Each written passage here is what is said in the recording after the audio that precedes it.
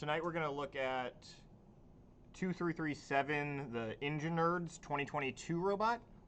Their CAD is public on Onshape. They have a chief post that has a link to it, and they have like some of the material about it too, so we can see kind of what the mechanisms are that go into it. We have our own copy of their CAD, so we can look through the whole thing.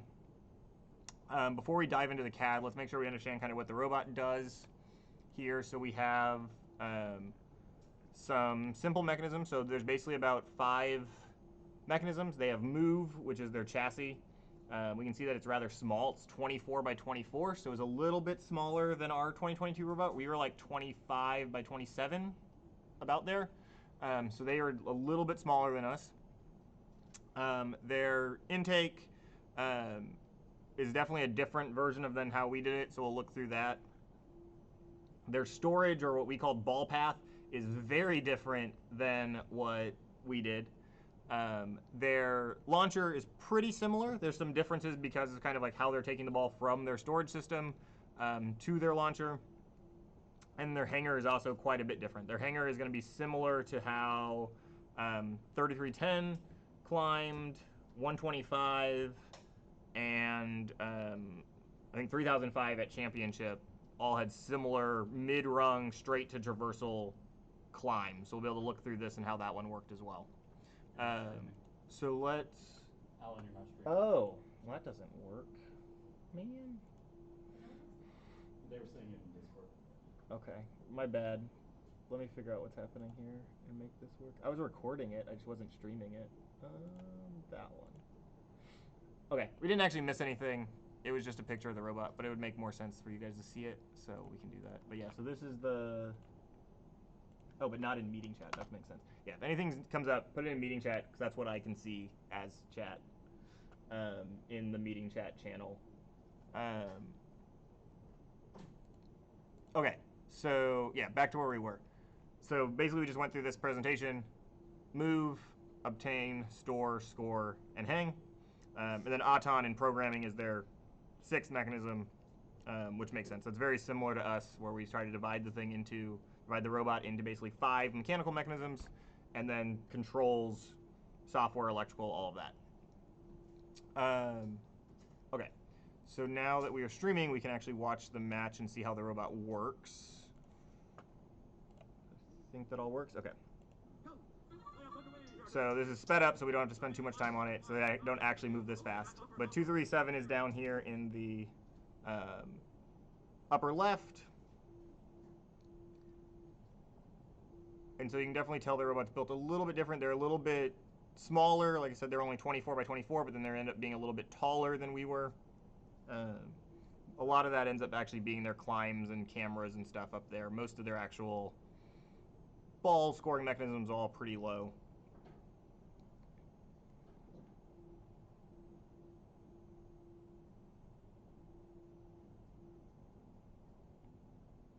So yeah, so again, most of their play is similar to most everybody else's. Go around, get 2 red balls, find a clear spot, aim and shoot.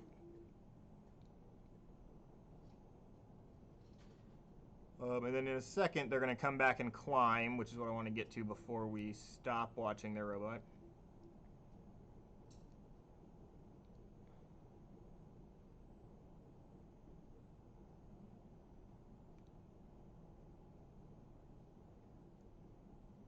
All right, so they're going to come back and climb.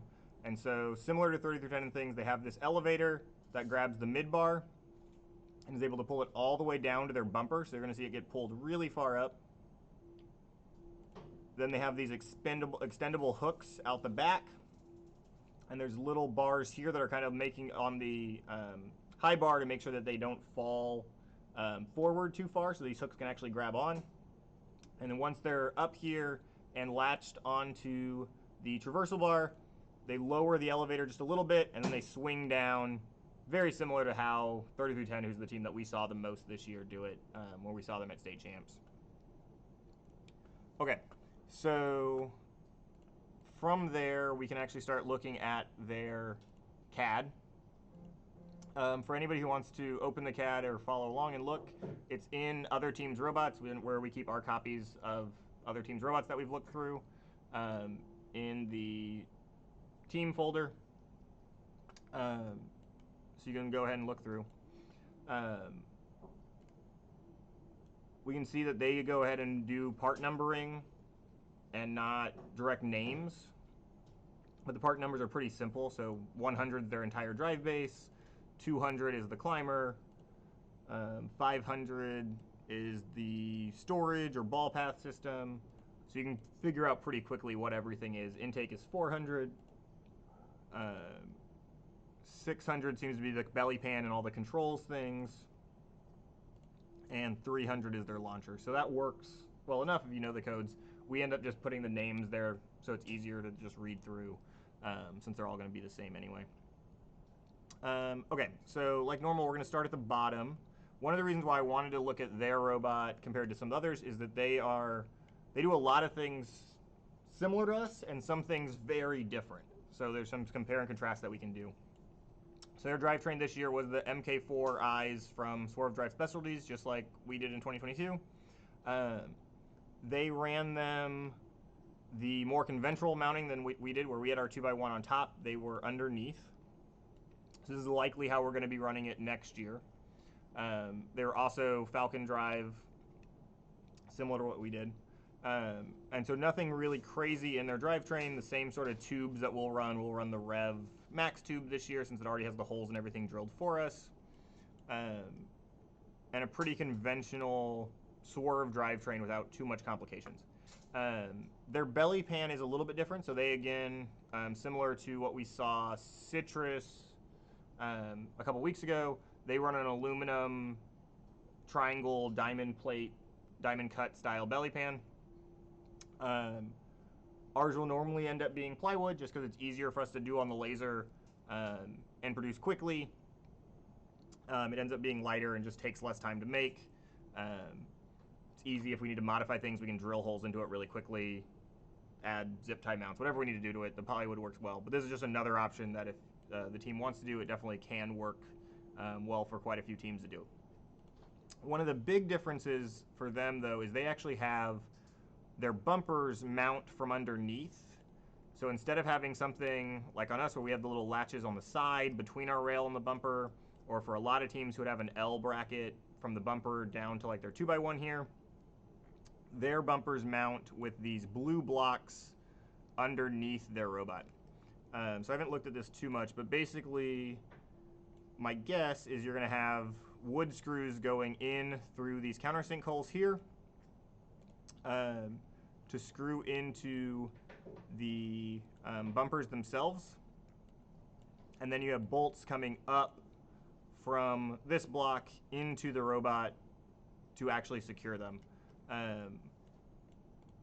It's possible they do it the other way and these blocks are just mounted to the frame and then they have T-nuts or something in the bumpers and they have bolts going in from the side into the bumper to do.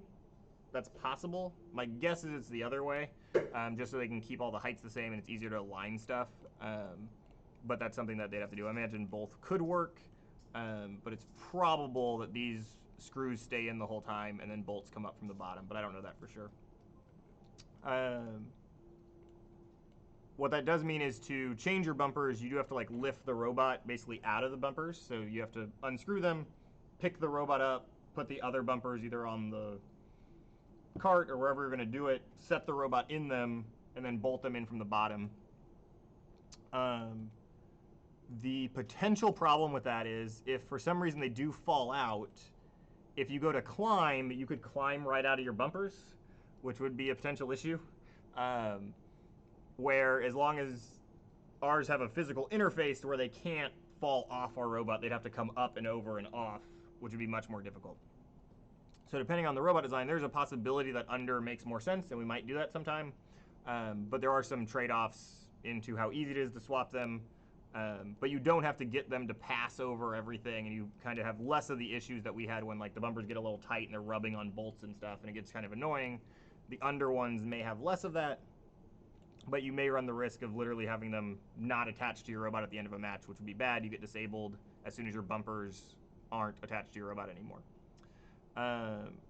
Okay, I'm gonna hide the bumpers if I can real fast. Cool, okay. So no more bumpers, and we can see the rest of their mechanism structure here. And the way they kind of build the robot is there's not a lot, there's pretty much nothing actually attached to the belly pan or the frame directly. There's very little. So if we look here, it's hard to see inside, but there's not a lot of connections. There's no big posts anywhere. There's pretty much nothing really connected to the belly pan other than, that doesn't help you see anything, other than the actual electronics and things. So this is their Robo-Rio and powder diffusion boards and stuff. Those are all down there, but not a lot else is mounted there. Pretty much the entire upper assembly of their robot, where they have like the storage and everything here, all gets mounted to these side panels here. So they have one here and one on the other side. And largely everything on their robot is suspended over their main drivetrain, at least in CAD. There's some places that I saw briefly when looking at it that there might be some extra holes or things where you might have something to rest on a mount or anything, but it doesn't look like it in CAD at least. Like these holes in this place down here. It doesn't seem like there's anything in there. It looks like the vast majority of the robot is supported by these side panels, and then you have tubes coming off of it, like this tube here, that crosses the whole robot, and this is where their climber gets mounted. And so all of that structurally runs through these pretty thick side panels. I want to say, we can see how thick they are. Are they 1/8 or are they bigger? Yeah, so these are 1/8 inch aluminum. So we could make this, we could make something like this on a router, and you have a really nice stiff structure that gets riveted all the way through this rail. So it basically almost becomes an extension of this main side tube, and they can build the whole robot off of that structure. So that means they're not worried about things being mounted to their swerve modules at all.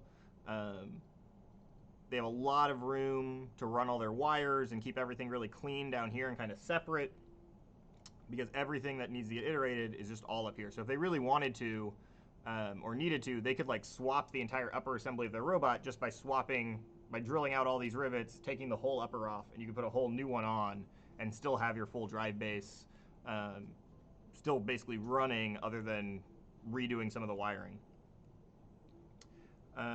Okay, so I think normally we'd look at intake. I think that's still the right way. It's just a little bit awkward because it's mounted to something else, not the drive base, but I think that should be okay. So the way they do intake is they actually pivot it from really high. So instead of like ours, where our intake pivot is pretty low, it's basically mounted right on top of our swerve module, so the intake can come down, like it folds up and then it comes down. These go kind of the other way, where they come in and then they fold out.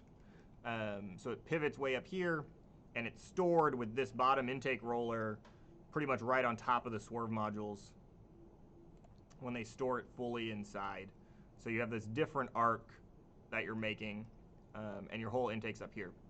One of the big advantages of this is that if you were to run this into a wall, unlike our intake where we were having the issues where the bar that we had in front of it was cracking, or the intake roller itself got bent a couple times, this has a very natural, because the lever is so big, it naturally wants to close. If you run this into another robot or you run this into a wall, it's going to try to fold back in on itself.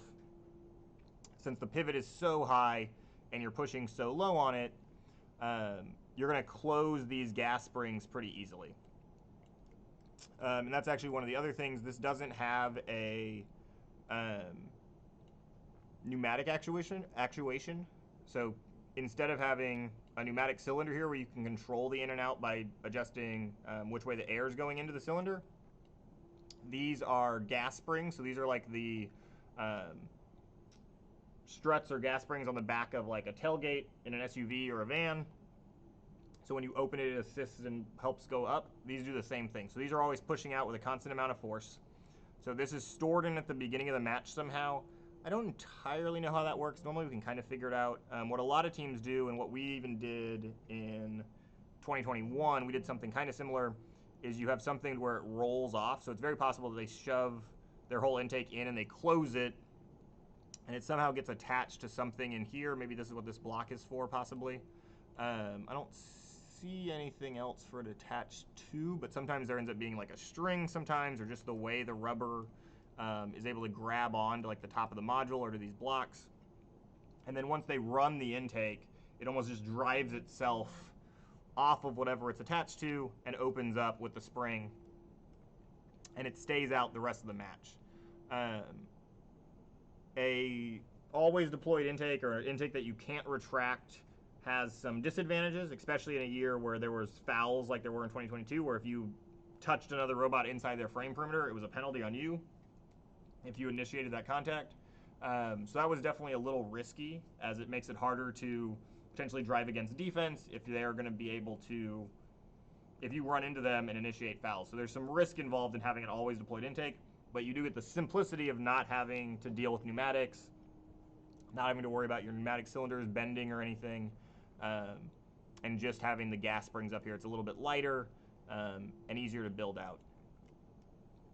Some of the nice things they do, and one of the reasons why I wanted to look at their robot, is they use a lot of really nice 3D printed parts. So this part right here we can isolate and look at.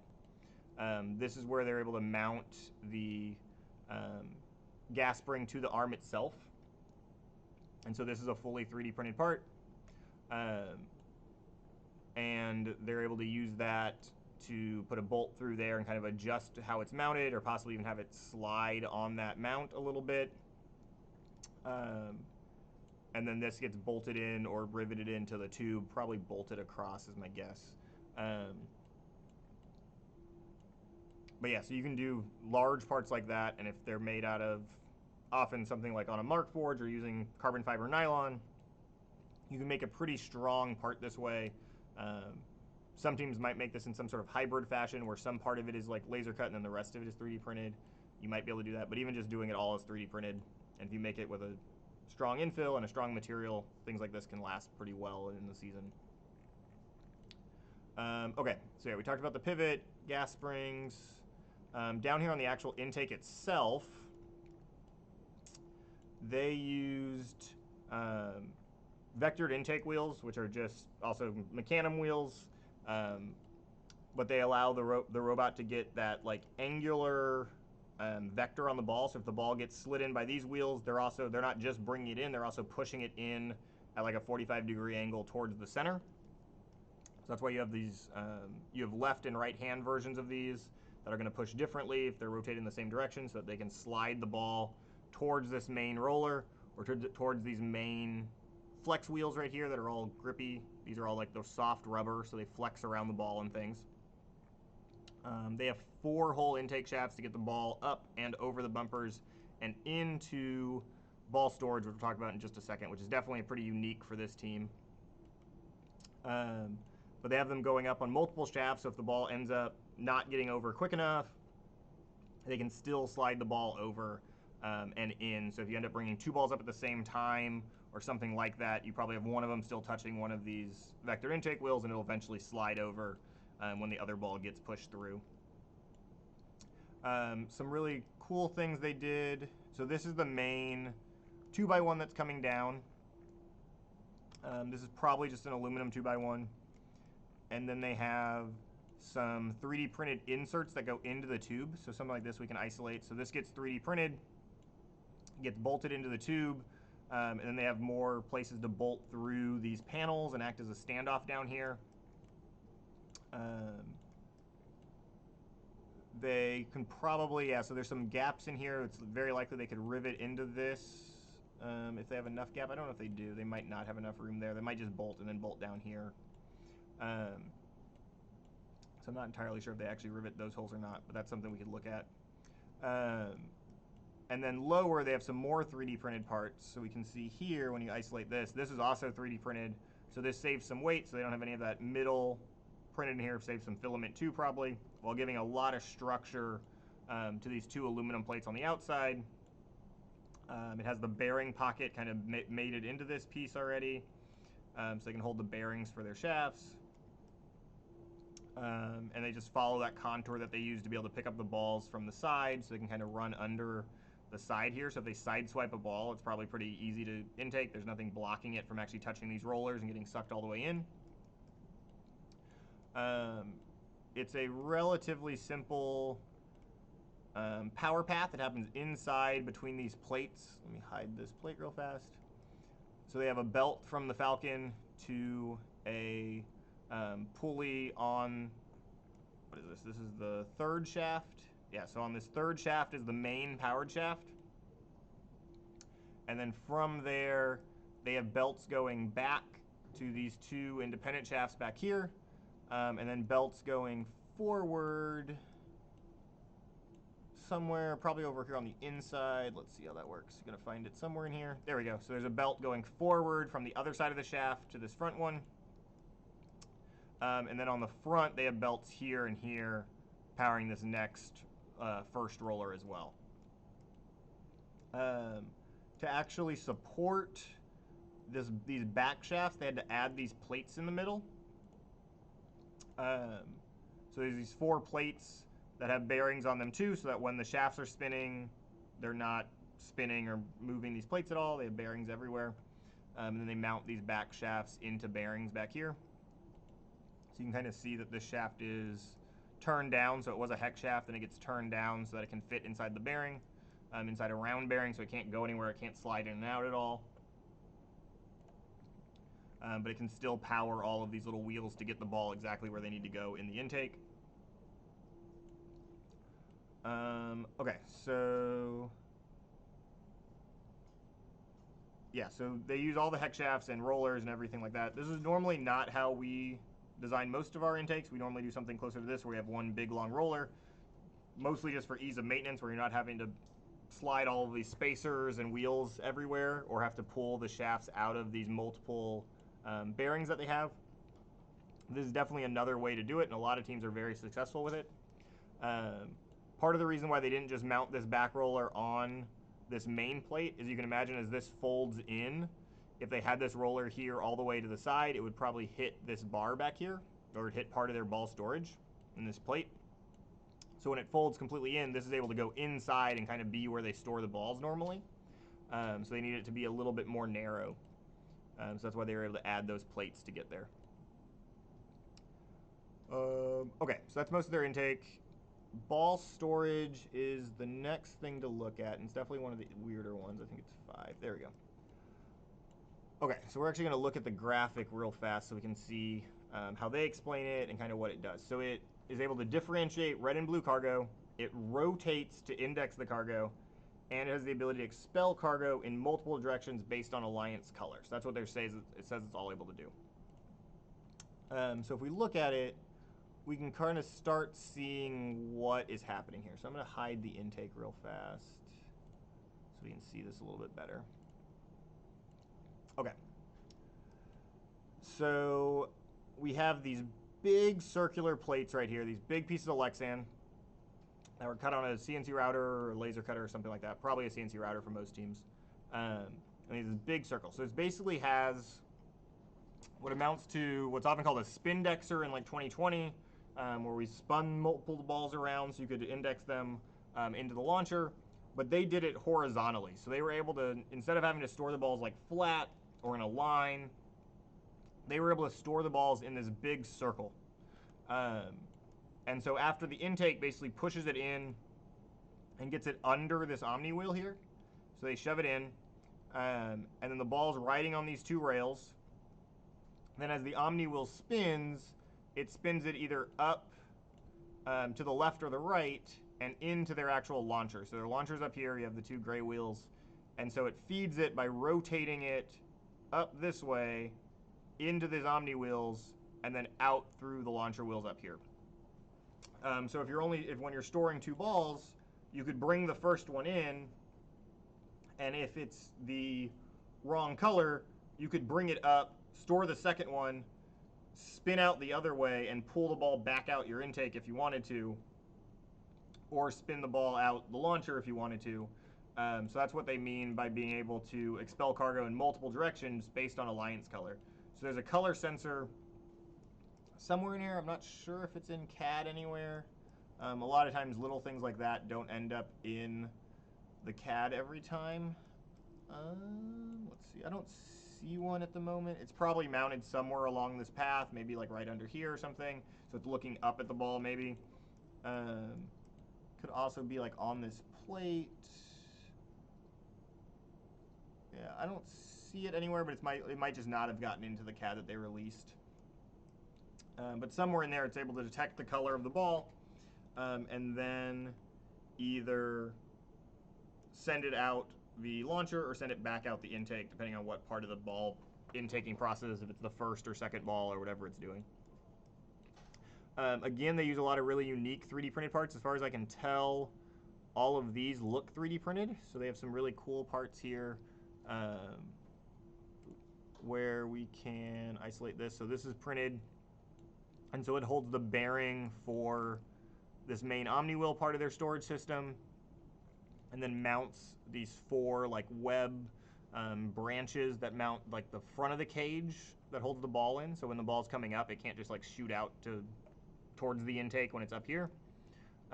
These also look printed. So if we isolate here, I'm pretty sure these are also a printed part. They have a reasonably decent sized flat part right here. So this probably gets printed in that orientation on a printer.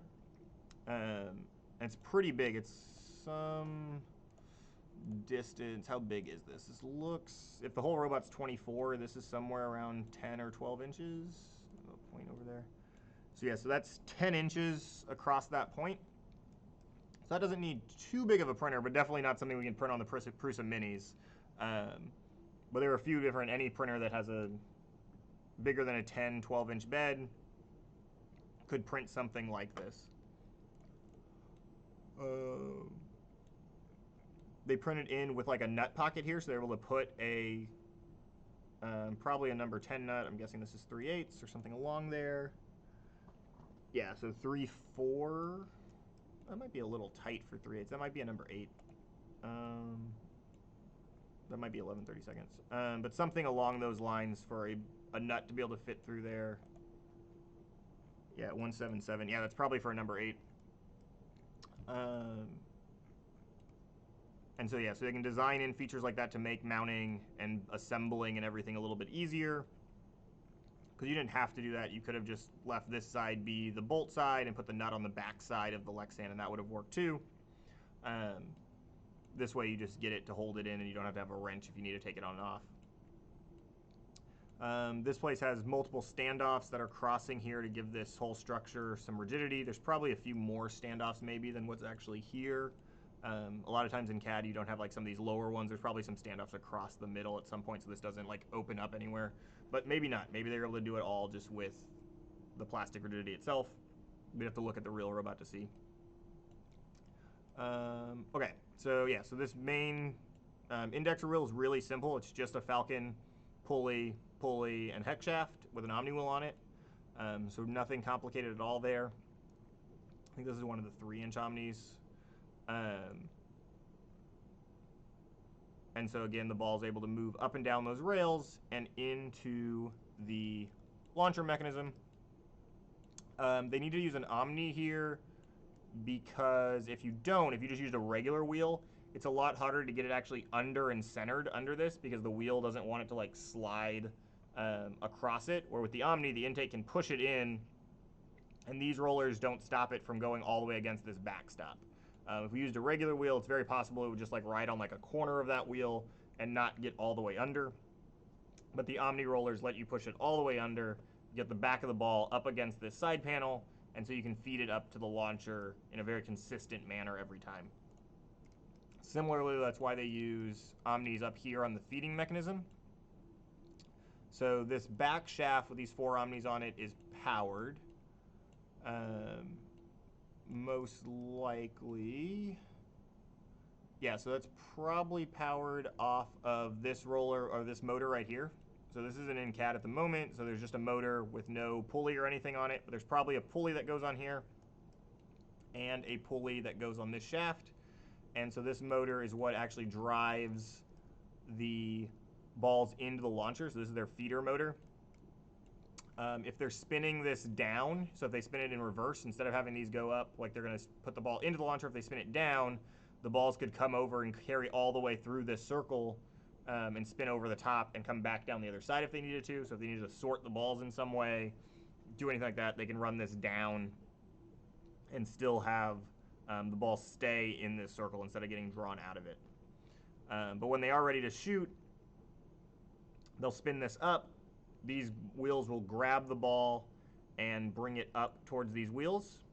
When you're doing something like this and you're feeding in from the side, you have to do a decent amount of work to make sure that the ball gets centered, because you don't have like nice side panels that you're just taking the ball through, like on our launcher where we just have like Lexan on the sides and we keep the ball pretty much in a line and we know it's going to get centered through the launcher wheels.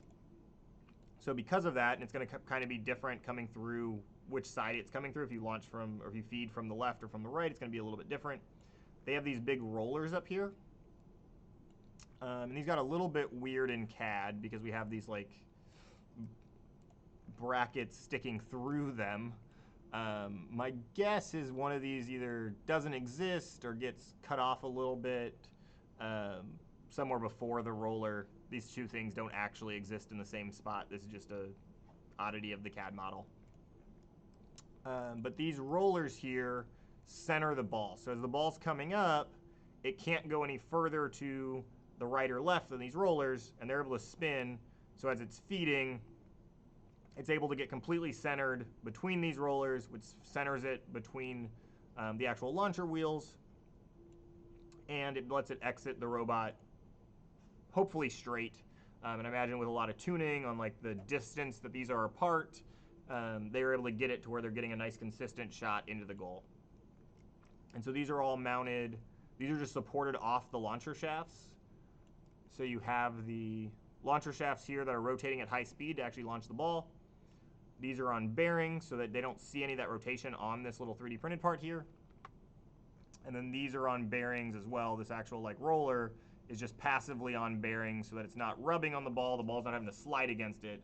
It's able to roll and let the ball pass through it really consistently and easily. But again, these are some nice 3D printed parts that engine nerds use here to accomplish what they need to. So they have the bearing mounts in here, the 3 different bearing mounts, and a standoff mount. So that's what this hex shaft here is for, is just to give it some rigidity back to the other side, so you don't get any twisting or anything like that. So it's mounted in 2 different places. You have the bolt here and the one going through the actual tube. So you're not getting too much twisting or anything like that. All right, we're upside down. Let's get to where the launcher makes more sense. There we go. All right, so this is the direction the ball actually comes out. It exits this way. They have a rather simple launcher. There's not much to it here. So we have, it's set up for 2 Falcons. So they have a Falcon here and one on the other side. I'm gonna hide the climb real quick so we can see it a little easier. Okay. So they have 2 Falcons on those 2 sides. Pulleys from the Falcon up to the main launcher shaft. So this goes through the main wheel. Another pulley would be on this Falcon shaft up to the main shaft here. So both of those Falcons are powering this main wheel. And then they have a set of gears here that let them reverse the direction of this shaft so that they can power the back roller spinning backwards from the main roller. So this is the same thing that we do with our hood rollers. We just do the gearing over on the hood side. They do the gearing down on the main launcher wheel side.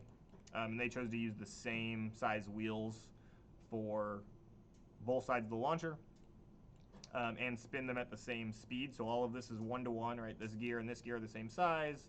This pulley and this pulley is the same size. That means that their launcher wheels on the front and back of the ball are spinning at the same speed or very similar speed. So they should have very little spin on the ball when it exits.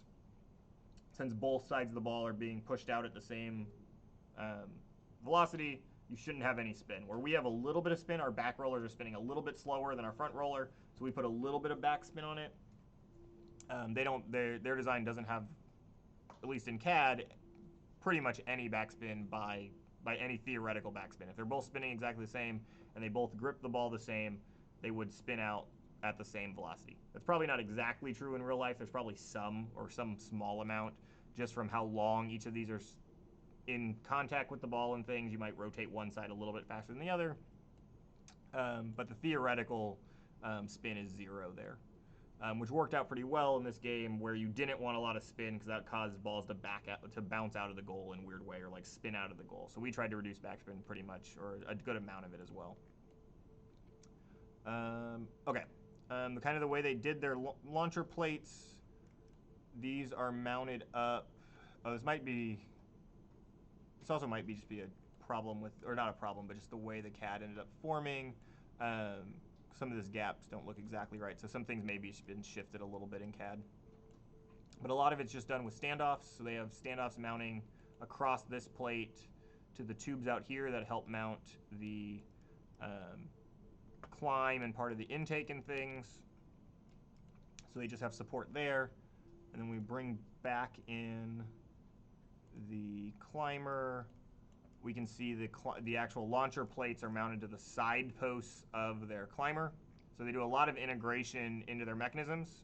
So the launcher, since it's kind of up tall and you already have these big uprights for the climber, you can use them to not have to have a separate structure for your launcher, and you can just use the climber posts to already give you a lot of that structure.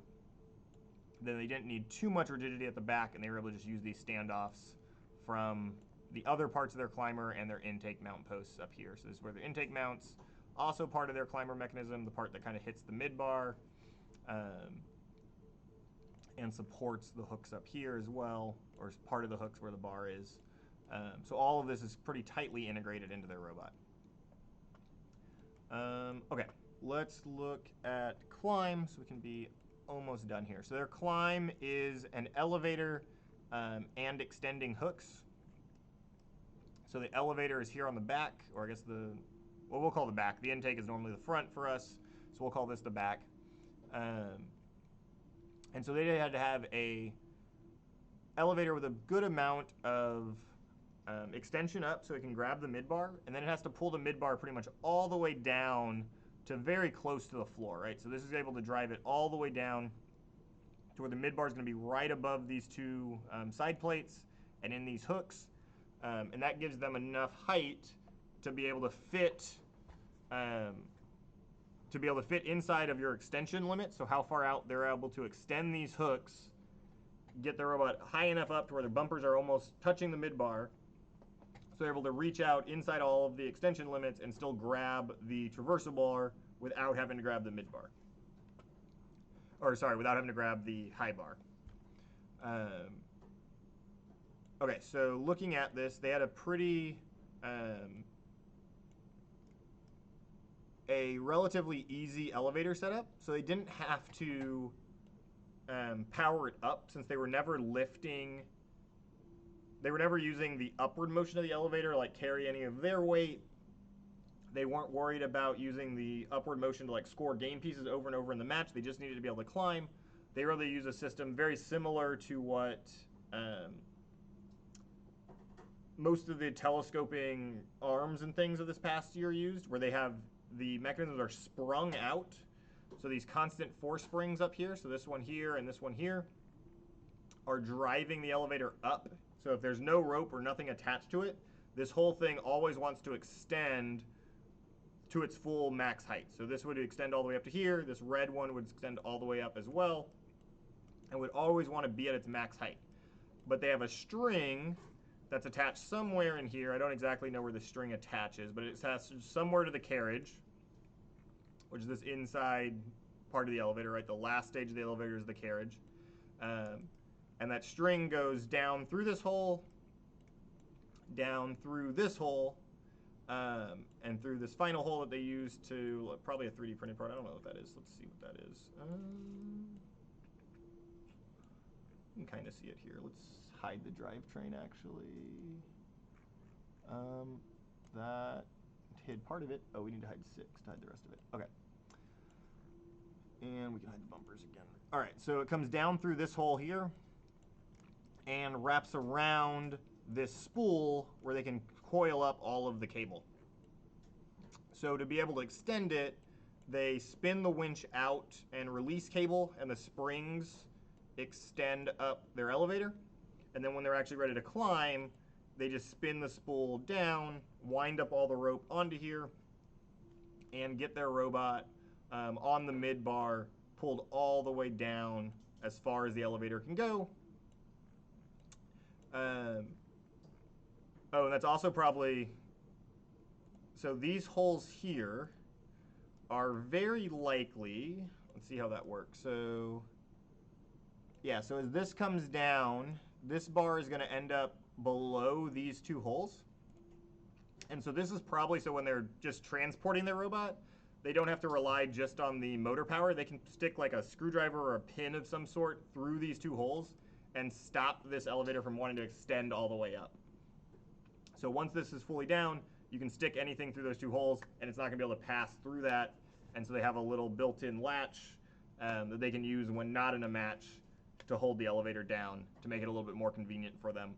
You can do the same thing with like a Velcro strap or some other way to latch it down if you have a spring-powered mechanism that you don't want to be extended all the time when you're not actually going to use it to compete, and you just don't want it to rely just on like the motor position or anything while you're waiting. Okay, so we can look at how it's powered real fast. This is rather basic, but rather simple, which is nice. It's just two Falcons into max planetary gearboxes that are driving this spool. I don't know for sure, but this looks 3D printed. Yeah, this is probably a 3D printed spool. And so it just has the hex shafts going into it from each of those max planetaries and Falcons. And then those are just mounted off this plate right here. It's a rather easy setup. So they have bolts going through into the max planetary, and then through this side, oh, they have little spacers or something in there.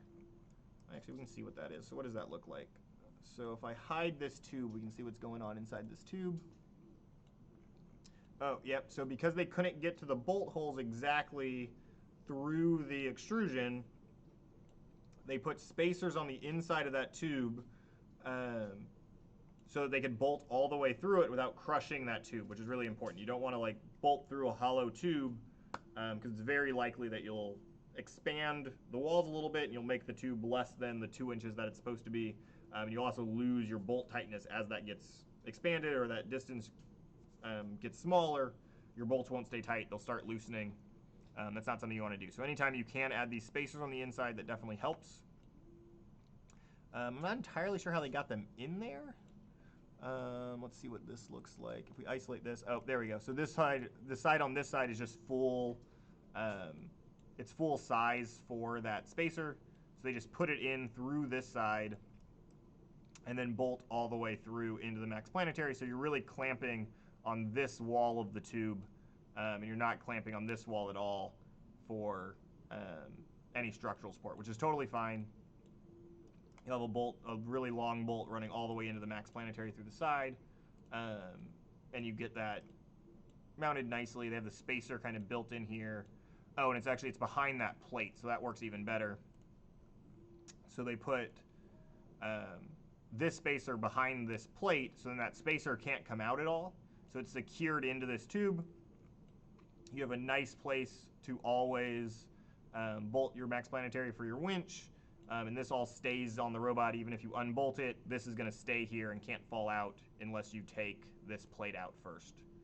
So that works really well for them. That's really cool. Okay, what else do we have? This blue thing down here is what's called a string pot or a string potentiometer. It's not necessarily required, but and they're a little expensive most of the time. This is probably $150-ish, $200 part. Depending on which version. Sometimes they go for way more. You can get them in the thousands, ones they use on really advanced industrial equipment. Most of the ones in FRC are in the 200-ish range, sometimes 3, 4, depending on which exact model you're using. But basically what this lets you do is it's pretty much like a digital tape measure, except it's very precise. So as you move this little dot out, it's on a cable on the back, so it's almost like a one of like those powered or the retractable lanyard type things. except it's really precise in knowing exactly how far you've pulled it out. So if I pull this out an inch, we'd be able to tell in the robot code that it's moved exactly an inch. So if you attach this to the carriage of the elevator, you can know exactly how far up and down your elevator is without just relying on how many times you've turned the motor or anything like that. So that allows you to kind of defeat some of the problems you might have and what we had and some of the issues we had last year where you have some different, like if the windup is different on the spool sometimes where it might not be exactly how far you think it is, the string pod is going to tell you exactly how far your elevator has moved up and down, not just how many times your motor has turned. So that gives you a little bit of an advantage there in being more precise in exactly how you can control any sort of elevator. Okay, what did we not look at? They run a pretty similar bearing setup to things that we looked at before. So they have shoulder bolts here. The shoulder bolts, I don't know if we've exactly talked about what a shoulder bolt is, but a shoulder bolt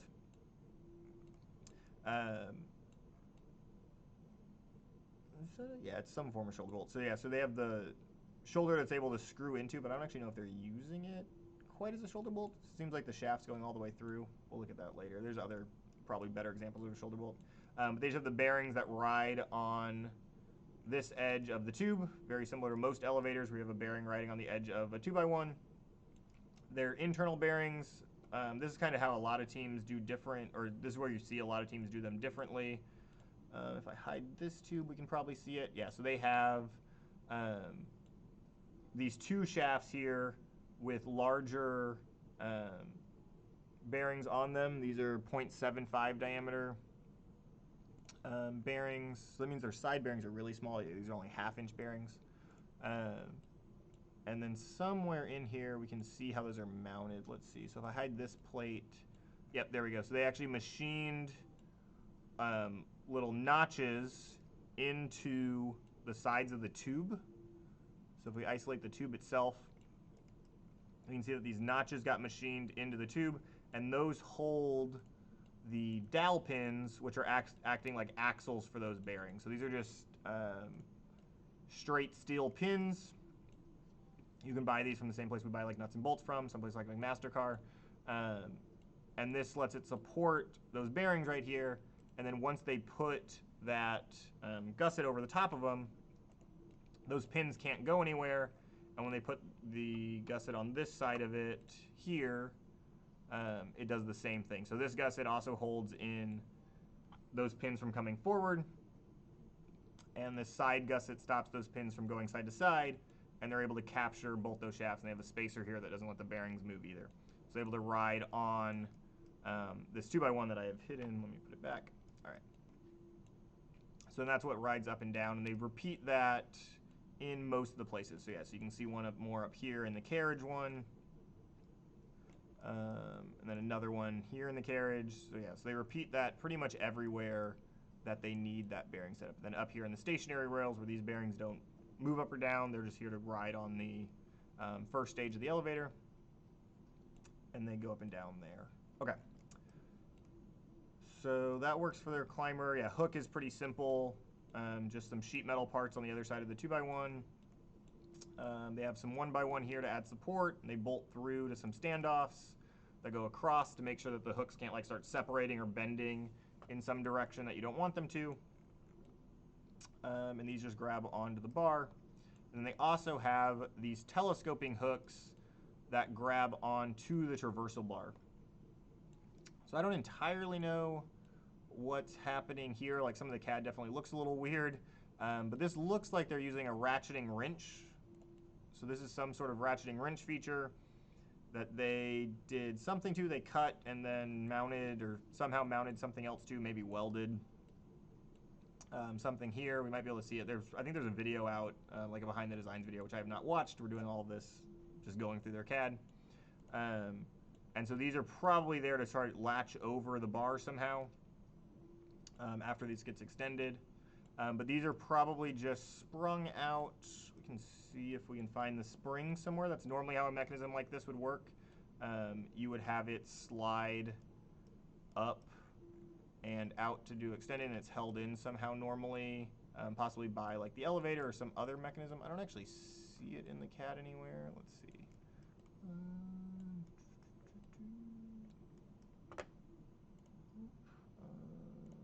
If we isolate this, we might be able to see it a little bit better.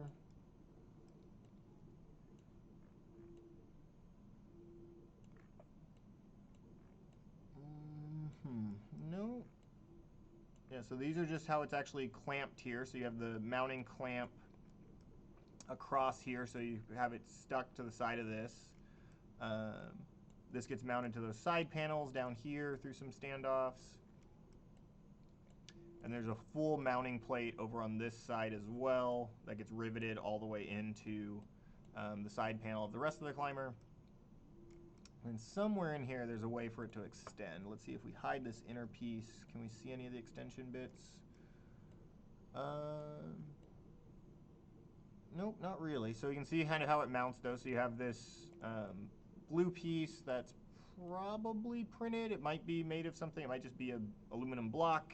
And it's actually holding that shaft on. If we isolate that, yeah, so that's separate. So these are just getting mounted through with standoffs or something like that into that block. And then more parts that are probably 3D printed, might be machined aluminum, depending on what they are. This is almost certainly printed. Where you have a shape like that, you're probably not going to machine a part like that very easily. I don't know where the exact spring is for the extension, but somewhere in here there's normally a spring. It's possible it's mounted on something like this. There might be a standoff here that has the spring that pulls it up and down, and it might just not have made it into CAD. But normally you're going to have a spring somewhere in there. It might be in one of these slots. So a lot of times where you have the slot, you'll have a bolt or something in one of these holes. So you might have like a hole here, you might have a bolt sticking out of this slot and then grabbing onto the spring, and that's what's being used to pull the inner tube all the way out. That would be my guess here, is that's what they're doing somewhere along there. There's a spring and it's holding a bolt mounted to one of these slots or maybe both, and that's how it's being sprung out. That would be a guess from what I'm seeing right now, is that's probably why they have a slot running the entire thing. If you weren't going to use a spring on the outside, you probably wouldn't have a slot running the entire length. The slot also acts as your hard stop at the end, which is nice. So if you run all the way up, the bolt's going to hit here at the end, and then it can't extend any further. So especially something like this where they're going to suspend the whole robot's weight from this tube, you want to make sure you have a really rigid hard stop. So being able to put a bolt all the way through this, coming out both sides, means it's going to have to like rip through all of this aluminum if it wanted to fail. That's probably not going to happen very easily. The last little bit of their climb are these rods in here. So these are what interact with the mid-bar. So we can go look at the climb again and you can see how it works. But basically, once this is up on, as this is going up and pulling up on the, sorry, I keep saying mid-bar, this is high bar, mid-high traversal. As this is pulling up on the mid-bar, these either, they're drawn as orange, so they might be fiberglass, they might also be like carbon fiber. They're normally some sort of relatively stiff but flexible material, something like that, so it can bend a little bit but still stay rigid enough so that as this goes up past the high bar, the robot can't swing down as it would want to pivot, right? If it was if you just put the robot pulled all the way down and you had the bar down here, the whole robot's going to want to swing down towards the ground. These bars basically interacting with the high bar stop that from happening. And allow these hooks to get all the way to traversal. Then when they raise this up just a little bit, they're hooked onto traversal and they fall away from the mid bar and away from the high bar, and they're just hung on traversal to get all the points. All right, so I think that covers most of the robot. If anyone has any questions, we can discuss any part of it that we want. They have a ball that was hidden. I don't know where that went. Oh, there we go. Oh, so we can actually see the ball inside their indexer and kind of see what that would look like. So that's how it goes up and through.